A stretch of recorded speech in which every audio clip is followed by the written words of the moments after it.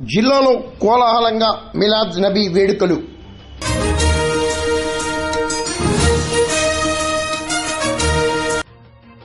కాకినాడ జిల్లాలో మిలాద్ నబీ వేడుకలు సోమవారం కోలాహలంగా జరిగాయి.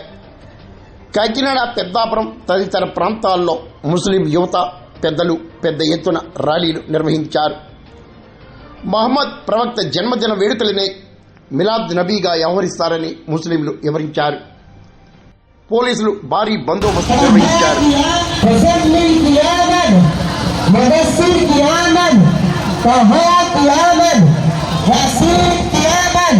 मुजफ्फर कियामत, आका कियामत, कबीर कियामत.